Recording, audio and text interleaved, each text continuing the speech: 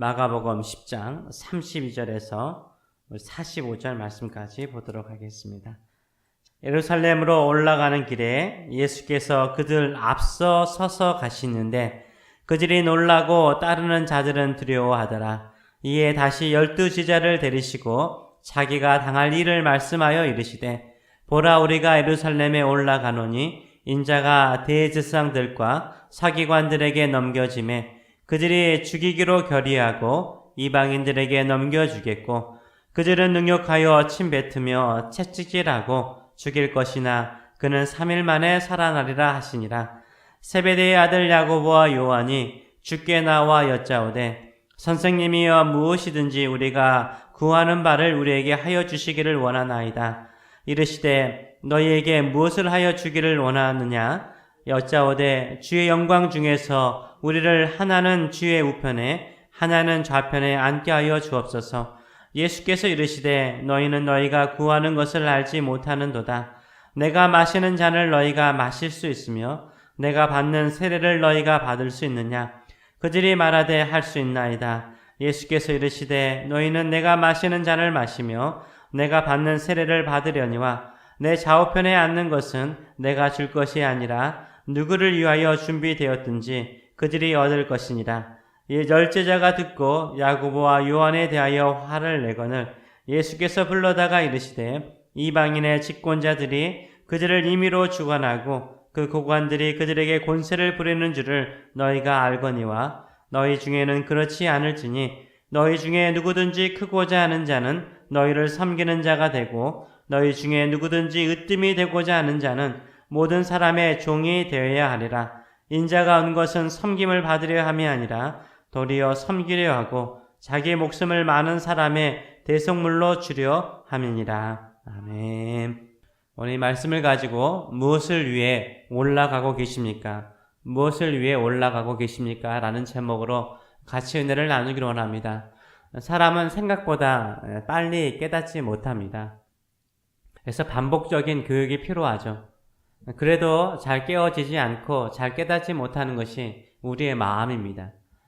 제자들이 서로 누가 큰 자인가를 9장을 통해서 우리가 싸웠다는 것을 보지 않았습니까? 그때 예수님께서 무사람을 섬기는 사람이 큰 사람이라고 가르치셨습니다. 이런 예수님의 가르침으로 누가 큰 자인가의 논쟁은 끝났습니까? 중단되었습니까? 그렇지 않습니다. 여전히 제자들 사이에는 누가 큰 자인가 논쟁하고 있었습니다. 서로 눈치를 보고 있었습니다. 예수님께서 모든 것을 버리고 예수님을 따르는 사람은 현세에서 100배나 받고 내세에서 영생을 받는다라고 주님께서 말씀하셨습니다. 그러자 제자들 사이에서 다시 욕심이 생기기 시작하였습니다. 예수님께서 받게도 겸하여 받는다라는 말씀은 생각하지 않아요. 오직 영광과 축복만이 있는 줄 알았습니다. 그런데 예수님께서 계속해서 무슨 말씀을 하십니까? 박해를 말씀하세요. 핍박을 말씀하세요. 죽음을 말씀하세요. 예수님께서 예루살렘을 향해서 올라가십니다. 올라가시면서 이게 마지막 여행이라는 것을 주께서 아셨어요. 그래서 올라가실 때마다 십자가의 길, 죽음과 핍박의 길, 또 예수님께서 지시는 십자가에 대해서 계속해서 말씀하셨어요. 예수님께서 이번에 예루살렘을 향해 올라가는 길은 죽으러 가시는 길이요 십자가의 길이었습니다. 십자가를 향한 예루살렘의 길을 예수님은 어떻게 걸어가십니까? 모든 무리보다 앞장서서 걸어가셨어요. 모든 무리보다 앞장서서 걸어가셨어요. 당당하게 걸어가셨습니다. 죽음을 향해 돌진하듯 걸어가셨습니다. 이때 예수님께서 12 제자들을 따로 데리고 가셔서 예루살렘에서 예수님께서 당하신 일들을 말씀하십니다. 33절과 34절의 말씀을 보게 되면 보라, 우리가 예루살렘에 올라가노니 인자가 대제사장들과 서기관들에게 넘겨지매 그들이 죽이기로 결의하고 이방인들에게 넘겨주겠고 그들은 능욕하며 침뱉으며 채찍질하고 죽일 것이나 그는 3일 만에 살아나리라 하시니라 라고 말씀하세요. 예수님께서 예루살렘에 올라가시면 이방인들에게 넘겨져서 능욕을 당하고 침뱉음을 당하고 채찍에 맞고 죽으시고 3일 만에 살아나실 것을 제자들에게 따로 가르치셨어요. 얼마나 심각한 이야기입니까? 그런데 제자들의 귀에는 들리지 않았어요. 아니, 제자들은 그런 예수님의 말씀을 듣고 싶지 않았습니다. 오직 영광과 축복만 있는 길을 원하였어요. 그런 영광과 축복의 길만을 꿈꾸고 예루살렘을 향하여서 예수님을 따라가고 있었습니다. 드디어 세베대의 두 아들인 야고보와 요한이요, 한 형제로서 예수님을 개인적으로 면담을 요청해요.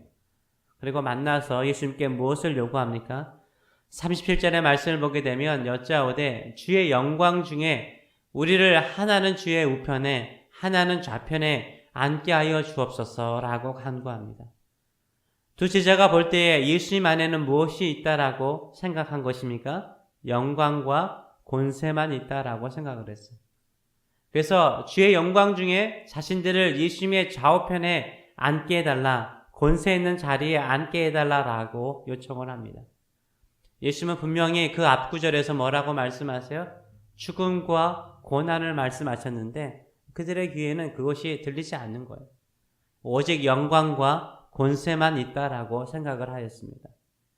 이때 예수님은 두 제자에게 뭐라고 말씀하십니까? 38절의 말씀을 보게 되면 예수께서 이르시되 너희는 너희가 구하는 것을 알지 못하는도다. 내가 마시는 잔을 너희가 마실 수 있으며 내가 받는 세례를 너희가 받을 수 있느냐라고 대묻습니다. 예수님은 오히려 예수님께서 마시는 잔과 세례를 말씀하세요. 두 제자는 영광과 권세를 말하는데 예수님은 잔과 세례를 말씀하세요. 예수님은 겟세마네 동산에서 기도하실 때 할 수만 있으면 이 잔을 내게서 옮겨달라고 하나님 아버지께 간구하셨습니다. 이 잔은 십자가의 죽음을 말하죠. 세례도 죽음을 말해요. 우리가 세례를 받는다는 것은 단순히 죄 씻음만을 의미하지 않습니다. 죄 씻는 세례는 세례 요한의 세례죠. 예수님의 세례는 예수님과 함께 죽는 거예요. 그렇죠? 예수님과 함께 죽고 예수 그리스도와 함께 살아나는 것을 의미해요. 그래서 예수님과 함께 살기 위해서 먼저 선행되는 건 뭐예요? 그리스도와 함께 죽어야 되는 거예요. 우리가 예수를 믿고 사는 것은 영광과 축복만을 보장하는 길이 아니에요.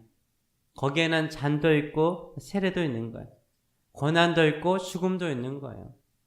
그러나 예수님께서 마시는 잔을 우리도 마시고 예수님께서 받으신 세례를 우리도 받아야 한다라는 생각을 하지 않아요. 예수님께서 우리를 구원하시기 위해서 십자가에 죽으신 것처럼 우리 또한 누군가를 살리기 위해서 누군가를 도와주기 위해서는 내가 먼저 죽어야 한다라는 생각을 가져야 합니다. 그때 우리 안에 늘 도사리고 있는 높은 자리에 앉고자 하고 인정받고자 하는 그 욕망을 이길 수 있는 거예요. 죽으려고 하지 않으면 그 욕망을 이길 수 없어요. 야고보와 요한이요 예수님의 좌우편에 앉게 해달라고 간구했다라는 소식을 다른 열제자들이 들었습니다. 어떻게 반응합니까? 화를 내고 분노하고 싸우죠. 이때 예수님께서 다시 제자들을 불러 모셔서 가르치세요. 교육은 계속해서 가르치는 거잖아요. 43절과 45절의 말씀을 보게 되면 예수께서 불러다가 이르시되 이방인의 집권자들이 그들을 임의로 주관하고 그 고관들이 그들에게 권세를 부리는 줄을 너희가 알거니와 너희 중에는 그렇지 않을지니 너희는 그렇게 하면 안 된다는 거예요. 너희 중에는 그렇지 않을지니 너희 중에 누구든지 크고자 하는 자는 너희를 섬기는 자가 되고 너희 중에 누구든지 으뜸이 되고자 하는 자는 모든 사람의 종이 되어야 하리라. 인자가 온 것은 섬김을 받으려 함이 아니라 도리어 섬기려 하고 자기 목숨을 많은 사람의 대속물로 주려 함이니라 라고 말씀하세요. 제발 나를 따르는 제자라면 세상 나라를 꿈꾸지 말라는 거예요. 세상 나라의 일꾼처럼 행동하지 말라는 거예요. 세상 나라의 일꾼이 되려고 하지 말라는 거예요. 하나님의 나라의 일꾼이 되라라고 말씀하세요. 하나님의 나라의 일꾼은 섬기는 자다. 모든 사람의 종으로서 섬기는 자다라고 예수님께서 다시 말씀하십니다. 하나님의 나라의 왕이신 예수님이 오히려 섬기려고 이 땅에 오셨고 자기 목숨을 많은 사람의 대속물로 주기 위해서 이 땅에 오셨다라고 말씀하세요. 지금 예수님은 우리의 죄를 사하는 화목 제물로 죽기 위해서 십자가를 향해 예루살렘으로 올라가고 계십니다. 섬기는 자가 되라, 섬기기 위해서 죽어야 한다. 이렇게 말로만 예수님께서 말씀하신 것이 아니에요. 예수님 자신이요. 죽기 위해서 제자들보다 앞장서서 예루살렘을 향해서 올라가고 계세요. 우리를 살리기 위해서, 죽음의 소리를 살리기 위해서, 우리를 섬기기 위해서 죽으러 올라가고 계세요. 말로만 그렇게 하시는 것이 아니에요. 우리 모두 예루살렘을 향해서 올라간다고 저는 생각을 합니다. 예수님처럼 많은 사람을 살리기 위해서 내 자신을 희생하고자, 섬기고자 올라가십니까? 아니면 제자들처럼 영광과 높은 자리에 앉고자 예루살렘을 향하여 올라가고 계십니까? 목사인 저도요, 제자로서 살고자 하는 저도요, 내 내면 안에는 영광과 권세를 누리고자 하는 욕망이 늘 있는 것을 제 스스로 깨닫습니다. 예수님께서 마시는 잔을 내가 마시고자 하고 예수님께서 받으시는 세례를 내가 받고자 하기보다는 그것은 건너뛰고, 그것은 건너뛰고 그냥 영광을 누리고자 할 때가 참 많은 것을 제 마음 안에서 많이 느낍니다. 주의 일을 위해서 소명을 받았다라고 생각하는 제 자신이요, 먼저 된 자처럼 행동할 때가 참 많습니다. 아직도 저는 주님을 따르기에는 아주 너무 먼 사람 같아요. 죽을 각오를 하고 섬겨야 하고 희생해야 하는데 이런 것은 건너뛰고 영광이나 본세만을 누리고 싶어하는 마음이 제 마음 안에 많다라는 것을 저는 압니다. 그것은 굳은 마음이죠. 이 굳은 땅을 부드럽게 하는 것은 하늘에서 내리는 단비일 뿐이죠.